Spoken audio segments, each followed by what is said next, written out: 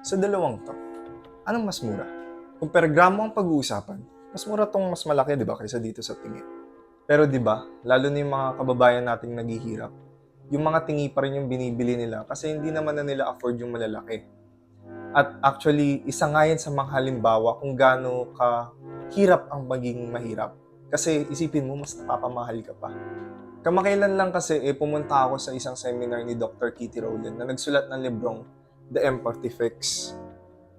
Sa librong ito, binahagi niya kung paano ang kakulangan ng empathy ang isa sa mga dahilan kung bakit patuloy ang kahirapan.